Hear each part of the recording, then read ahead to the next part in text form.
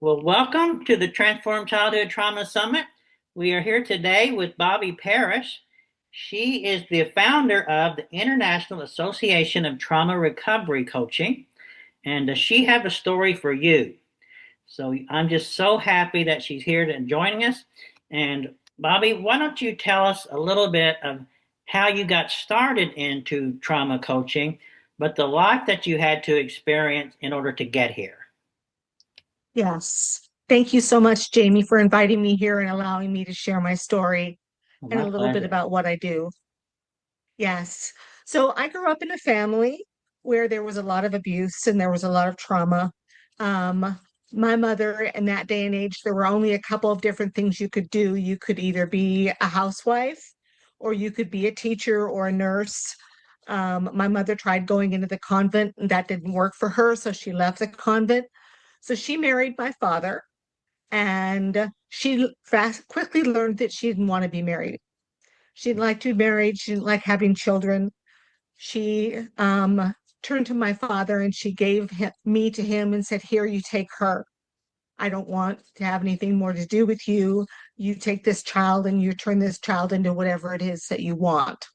Mm. And so I grew up being abused by my father for 8 years. And I learned that from that experience, I learned that I wasn't worthy. I wasn't good enough. There was something wrong with me. And I grew up thinking I had to be perfect in order to be loved, with some pretty powerful inner critics who were telling me that I wasn't worthy. I wasn't able to be loved. There was something wrong with me at the very core of me. I was flawed. So I grew up and I struggled with my mental health. And I ended up bouncing in and out of 7 different psychiatric wards. I was homeless for a while, and just really struggled until I finally met a therapist who cared about me. And that was the first person in my life who ever loved me for being me. And it was transformative because that was the first time that I ever experienced what it was like to be loved unconditionally. And that was the turning point for me. That was the pivot point for me, was to experience this coach or this counselor who poured her heart and soul into wanting to be with me. And that transformed me. And so I was able to get my feet on the ground again. And I went to grad school, got my master's in marriage and family therapy. And so I did that for a couple of decades. And then in January of 2014, realized that counseling wouldn't allow me to be what I wanted to be with my clients. It had certain boundaries and ethics that didn't allow me to tell my clients that I loved them. Mm.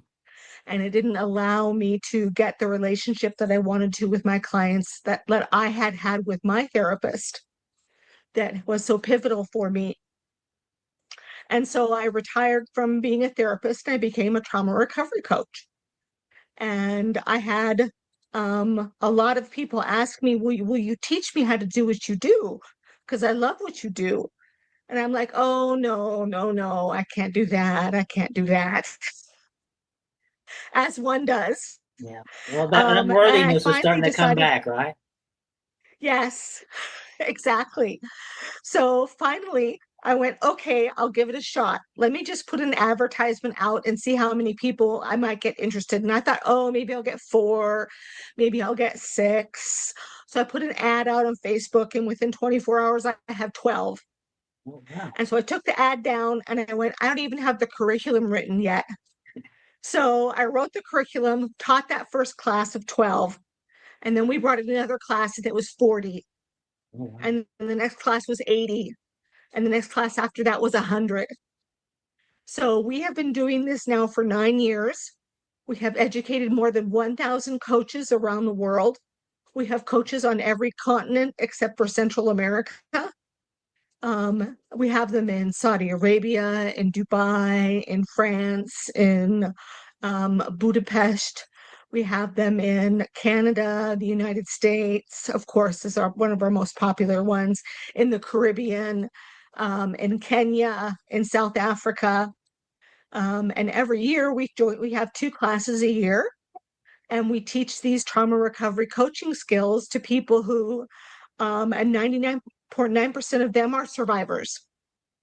They're survivors of childhood trauma, and they're coming in and learning this skill because they want to go out and teach people who are suffering like they suffered. And so it's this wonderful, wonderful honor to be able to teach people what I know and to be able to have them going out in the world and helping trauma survivors. Right. Well, Bobby, a couple of things is one, that's my whole life too right now. I'm not a Yeah. trauma coach, but I have coaches that work with me in the Rich and Purpose. My goal is to find people like you to give messages in summits like this so that people can get the help Yes. that they need. Because as you Yes. said, we once we've endured the trauma experience, we don't want anyone else to have to do it, right? Exactly. So that is how we think, well, how can I solve this problem for other people? And it's Right. even though we do it in different ways, it's a movement now. So I Yes. just want to ask you a question, Bobby. When you were going with the coach that you said unconditionally loved you, what Yes. what trait, or why do you think that particular coach, you think that a lot of coaches are like that, or did you just get lucky and found someone that unconditionally loved you? And then how did you feel that unconditional love, because it was something that you hadn't experienced before? Right. Right. And I think I got lucky. I tried a whole bunch of different therapists until I found this one. And so it took me a while to find her. But then what told me that she loved me unconditionally was that no matter how I presented, no matter whether I was angry during that session or whether I hated myself or whether I was passively suicidal, it didn't matter what I went through, she still was there. And she stood firm and she stood steady no matter what I went through, no matter how I behaved, no matter how much I hurt. She was there. And there wasn't anything that she said that I was going to scare her away or make her go away. And that was the unconditional love that I had never experienced before.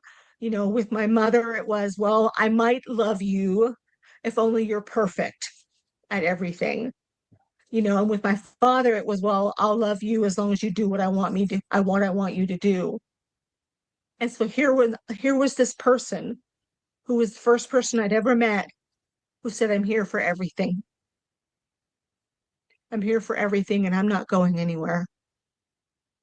Did you did it take you a little bit of time to accept her love, since you hadn't really Absolutely. accepted it or and experienced it before? And then how long did that take? Did you think that you started feeling safe when you were giving her answers? It took me a while because, like you said, I'd never experienced it before, and I needed to learn to trust it, that she didn't have an ulterior motive, that she wasn't just there because I was paying her. I would say it probably took me almost a full year Wow. of really being with her and having her experience everything until I really trusted that, in fact, she was going to do what she said, which was stay there and be there for me no matter what happened. And so many times you know, we a lot of times we'll have siblings. Did you have a brother or sister that was, I had a sister 18 months older than myself. and even though we experience the same things, right? It's like we're two different people most of the time that we're Yes, experiencing the same thing, but we're taking it in different ways. And then right. you start to recover. And then how do you think is the best way that we can deal with our siblings? Because sometimes you get pulled into the same old patterns that you were in before, and then but we want to get out of it. So what is the best way you think that we can say, address our family and say, look, I'm moving on with my life into a different place that I Right. can live life and love it. And how do we address those types of things? Well, I think with honesty and I think with boundary setting, like my sister didn't choose to take up what happened when she was a child. She chose to bury it deep inside her and not to face it. And so she and I have come to a place where I've had to set boundaries with her because she still has the after effects of the behavior. And she judges me very harshly for everything that I went through, um, whereas she didn't go through that. And so I've had to say, I love you, but if you're going to judge me and you're going to be harsh towards me, then that isn't something that I'm going to be around for. So if we're going to have a relationship, I need it to be these things and I need it not to be these things. And so I love you unconditionally, but here are some boundaries that I need to follow. And so she and I manage, we do. I love her dearly. She's my older sister. I love her dearly, but I have had to be very clear about the boundaries, and I've had to step back a couple of times and say, I'm not going there with you. This isn't going to happen. Right. And she has adjusted, and we have moved on. Good. That's good because Yeah, I guess kind of go over with the audience a little bit about boundaries, because I think the one thing that so many times we with childhood trauma go through is we have trouble setting boundaries. I mean, and absolutely. we become people pleasers, right? Oh, and all right, Yes, I'm going to help four people move today, right? And I yes. I think that is kind of a hard thing that we position ourselves. I mean, I still struggle with it. So go over with our audience a little bit, Bobby, about how you set those boundaries and you actually kept them at a time when, especially with family. I think family is the hardest part that we can deal with. Yes. Well, people think that boundaries are about other people and their behavior, but boundaries are actually about us. Boundaries are about what do we need for us to be happy and safe and healthy. So, with my sister, it was okay. So I'm not going to talk with you about what mom and dad did because you defend mom and dad. And I know what I went through with mom and dad. And so I'm not going to engage in that discussion with you because that's not good for me. It's not good for me. But I love you and I want to talk to you. I just have these boundaries about these subject areas that I don't want to broach with you. So when we set boundaries, it's important that we let people know that I'm setting this boundary for me. It's not because you're doing anything wrong, but it's because this is what I need for me in order to be healthy. And I love you and I want to have a relationship with you. And so these boundaries are here so that we can stay inside this lane and relate to each other and still be loving and kind towards each other. Right. I think that as far as like the boundaries go, and living the life that we're trying to live, what do you feel Yes. was the biggest obstacle of your childhood that you had to overcome in order to reach the amazing results that you've done? What was that one thing that you remember and said, if once I did that, everything else kind of came into play? I think it was that I thought that I deserved what happened to me. I thought that I was unworthy of being loved in any kind of a healthy way because there was something bad about me, something fatally flawed. Um, and it's interesting, Jamie, because of the last time I was in the psychiatric ward, that final psychiatric ward stay that I had, all the ones up until then, I had been treated like someone with depression who wasn't behaving well, right? I was suicidal. So if I would just stop being suicidal, I'd be a better person and they'd let me go home. But this last time I was in the hospital, I was treated as part of my treatment team. And they said to me, "What do you think that you need in order to feel better?" And that was the first time that I was treated as a valuable human being within the system. And so that was a powerful pivot point for me because I was able to say, "This is what I need." And they were able to say, "We agree. That's something that you need, and we're going to help you get that set up." And so that was very pivotal for me. And that in combination with this therapist who loved me and who guided me and who was there for me no matter what happened with me, those were the things that turned things around for me. I was never in the hospital again after that last hospital stay. What Um, I and see, it made all the difference. yeah, well, that's good because what I see is love was the key Yes. to your movement. You Yes. had a therapist that loved you. Then you went to a psychiatric ward where the people there loved you, and then you learned to love yourself, Yes. and From you them, I learned to accepted love it, myself. right? And Yes. I think that that is what is amazing. And the one thing I think that we get into when we experience childhood trauma is just what you say, is that we don't feel that we're loved. We don't feel that we're really able to go into life and accomplish a lot of the things that we want to accomplish. So that's Yes. what I would, a lot of our audience, Bobby, are overachievers.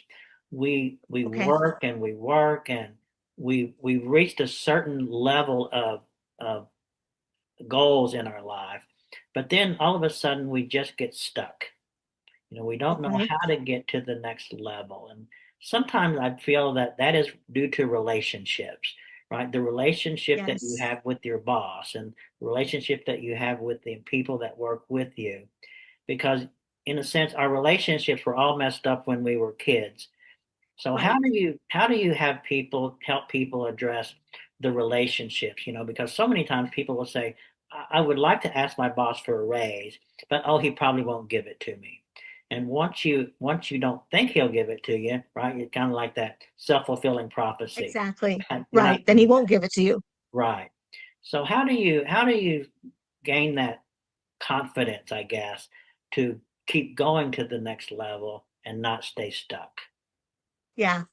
I approach that in a very interesting way because I see that behavior of I want to ask for a raise, but I don't feel like I'm worthy, which is what they were taught as a child. You can't have that thing because you're not worthy. And if you ask for it, you'll just be told no. That's a protective statement.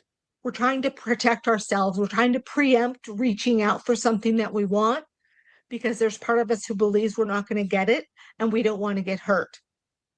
So that voice that's telling you, you don't know how to ask for it, or if you ask for it, you're not going to get it, that's actually a protective voice.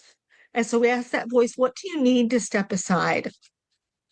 What can I give you? How can I help you in order for you to step aside so I can go ahead and ask for this thing that I really think that I deserve? And then we meet that need with ourselves.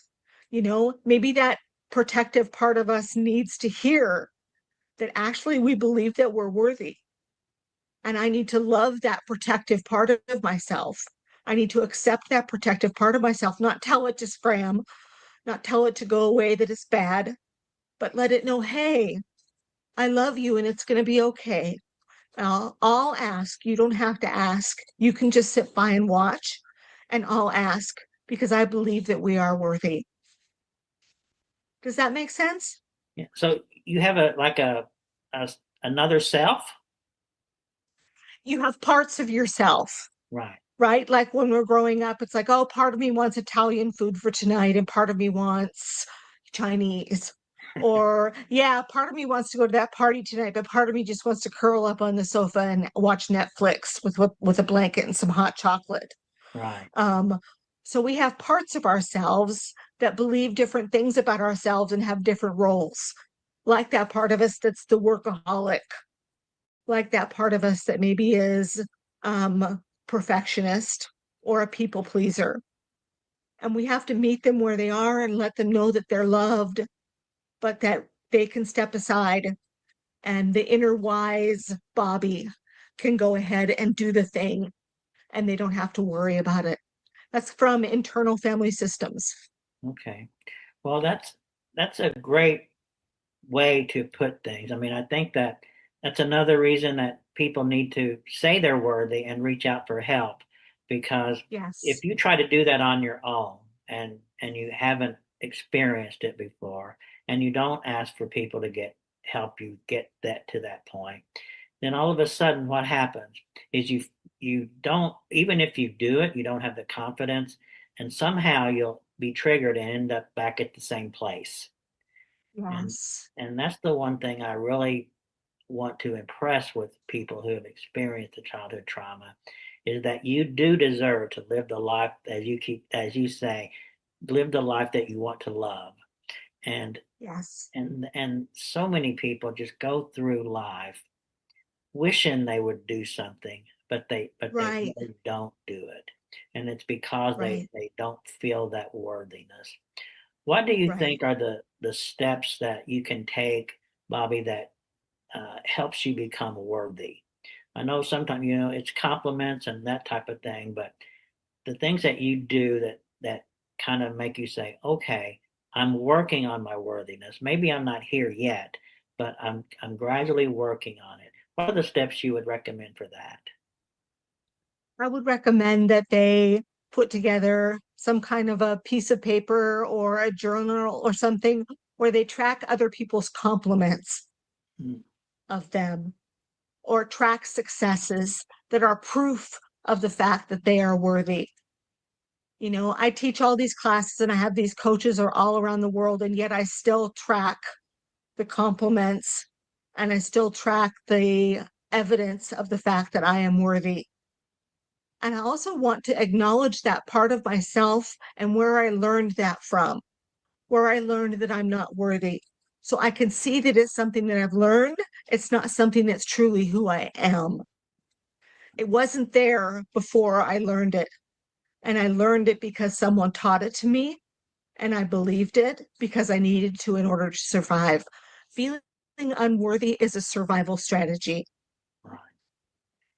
And so it's learning to look at it that way. It really changes the perspective. Yeah, I think that, you know, love to me is the key. Loving yourself, loving other people. How did Yes. have you forgiven your father and your mother, and in your mind, and how did that make you feel, and what was the process you used for that? I did. I didn't forgive them in person because both of them didn't make any changes in their behavior, but I forgave them inside my mind. And that helped me to just let it go, to just let it go. Right. Um, and to love myself and to realize that my parents were acting out what happened to them when they were children. They were just repeating the cycle. And that somewhere inside them, in some way, somehow they loved me. And so I forgave them because I needed to forgive them in order to move on in my journey. And they have to take responsibility for whatever it is happened for them and then whatever in fact they chose to do to me. And they've both passed on now, but before they passed on, I did forgive them both. And it was very helpful for me, and realized that on some level they did love me the best way that they knew how to love me, given what they grew up in. But I needed to forgive them because that was helping me. Right. I mean, it says that, forgiveness is the key. If you don't forgive and you retain the anger that you have, Yes, do you really ever fully get to a recovery point where you can live that life that you love? If people yes, just stay angry, right? And I know that people do that. I mean, even sometimes with me now, there will be things that trigger me to think that, okay, I just don't like that person. When in the end, right, we're supposed to be, especially people like us that are helping people, we're supposed to love in all situations. And so yes. those little triggers that bring anger into you, how do you think that we should deal with that? Because so many times, we talk to ourselves, oh, I just don't like that, and oh, Yes. that happened and that happened. And then you find out, or you almost get more angry when you're trying to put it to ease. So how do you recommend for people to do that? I'll go back to, and I remind people that anger is a protective mechanism. Again, we're going back to the protection, but Right, anger is meant to protect. right, Anger is meant to keep our distance, or to keep someone else at a distance and not hurt us. Um, so if I once I remind myself of that, then I can go, oh, okay. Well, actually, I don't need protecting right now. I'm strong enough. I can stand up for this, and I don't need to be angry. But what I need to do is to look underneath the anger and figure out what it's protecting. Anger is also what we call a secondary emotion, which means that it covers up another emotion. And more often or not, that's being hurt. So someone hurts me, and because I don't want to admit that I'm hurt, I get angry. And so once I recognize what it is that's underneath it, oh, okay. So that person said something that was very hurtful to me, and my response was anger. But now I understand what it is, I can tend to myself and that part of myself that was hurt by what they said. And I don't need the anger around to protect me. and sometimes I think that we can get angry because we're not living the life that we want to live. We don't Absolutely. we don't ask for that raise, and we accept it, or we don't do some things. And then Right. what happens, I think, sometimes, Bobby, is all of a sudden, you become that social drinker at home where every night you have Yes. 2 or 3 drinks and watch a little Right. TV, and you get up and do your life all over again. How Right. do how can you help people break that pattern? Because I think it's just one of those things that, time goes by so fast, right? And all of a sudden Yes. you've wanted something for 3 or 4 years, and now you've been drinking a couple of drinks a day, and or those types of binge drinking maybe every now and then, and you need help. How do you get people to say, I need the help? And then you get a coach like yourself to walk them through the steps they need to be the person that they're trying to be. Well, first of all, as a coach, I'd be that safe person that they're able to come to and say, hey, this is happening for me. And I'm like, okay, we can deal with that. Let's get to work. You want to get to work? Absolutely. I want to get to work. I want to figure out what this is. And so you find someone who you feel safe talking to, and then you recognize it. And what I do with people who are engaged in a behavior that helps them to numb their pain, whether that's alcohol, whether that's workaholism, whether that's being addicted to working out, whatever that is, we deal with the hurt that's underneath it first. And then once we've dealt with the trauma that's underneath it, the trauma that they're trying to cover up when they're drinking for those, reaching for those drinks, then we deal with the addictive behavior, and we can help them to recover from that addictive behavior. But you have to deal with what's prompting it up front, because if you do it the other way around, you're just asking for them to relapse. You're Yeah. just asking for them to continue in the addictive behavior. You have to deal with the trauma that's underneath it first, and then you deal with the addictive behavior. Um, but all of us who are engaged in any kind of addictive behavior, I think personally and professionally, that 99% of that time there's something traumatic underneath it Right. that they're trying to numb or defend themselves from. And I think that is something that, you know, we used to think that it wasn't the trauma that caused us to drink, but what is it? Right. Gourmate, I think, is the one I hear all the time saying that Yes. basically you are an addict not because of something that is wrong with you, it's because of something Right. that you're trying to cover up and you're trying to escape from. Yes, exactly. Yes, The Realm of the Hungry Ghost is Right. his book that talks about that. Yeah.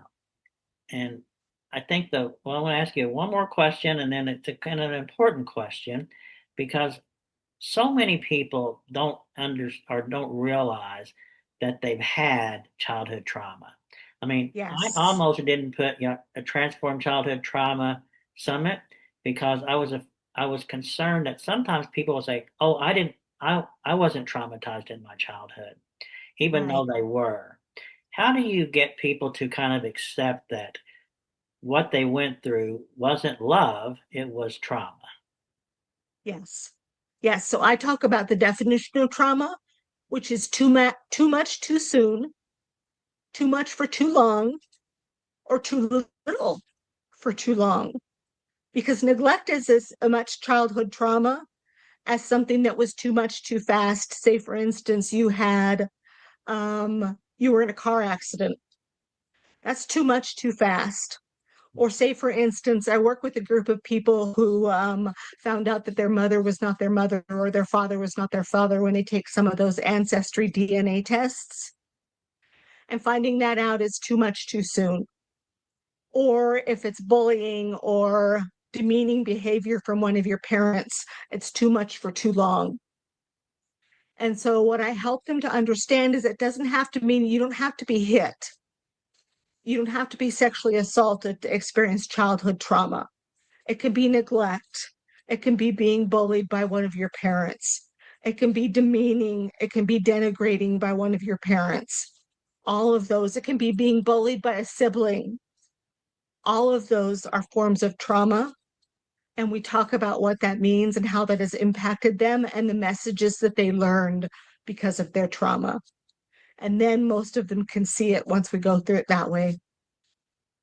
And then just one more, like to ex, to keep going and to experience, like you have overcame a lot, Yes. and you ended up getting your doctorate. You wrote, the courses for the coaching that you do. Yep.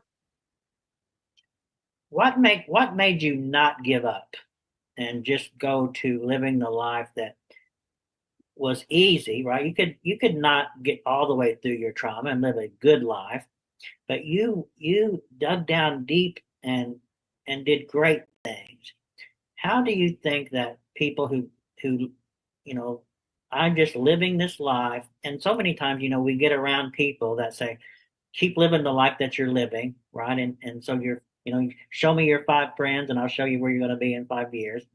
um, how do you how did you I guess how do we get people to dig down deep and think that they're worthy to have the life that they know that they want, but through relationships and through the things that they've experienced,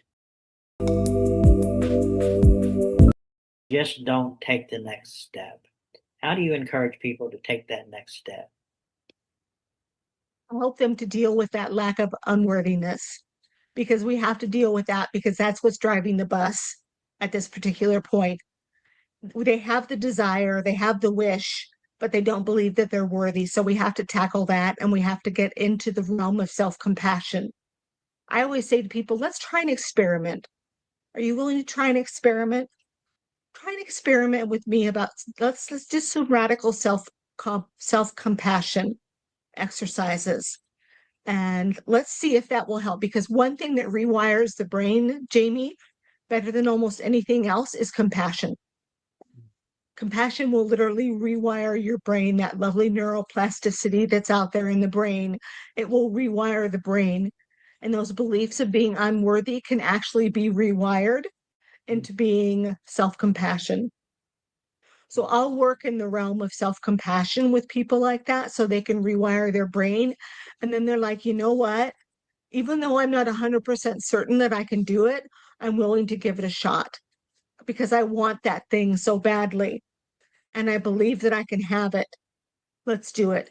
And then I walk with them side by side and I be that coach to myself, the coach to them that I had someone be to me, and let them know that I'm here for it.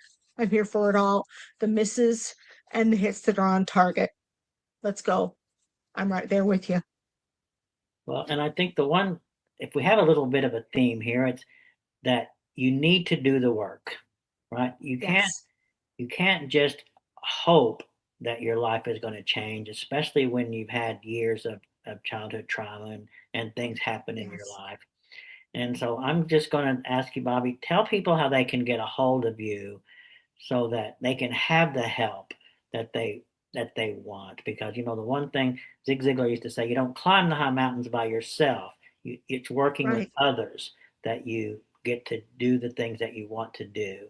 So You tell bet. them how they can get a hold of you. We'll put it on the screen, and so we can all start living the transformed life and live the life that we love. Everyone can do that. You bet. So I'm at Bobby Parrish at IAOTRC.com. That's IAOTRC.com. And it's International Association of Trauma Recovery Coaching. So it's just the first letter of each one of those words.com. You can reach out to me and I'll be there. Okay, great. Well, thank you so much, Bobby. I mean, I know that I got a lot out of this conversation, and I hope our audience did as well. And we'll be Thank you, talking to Jamie. you again real soon. Thank you so, so much. You're welcome. Thank you.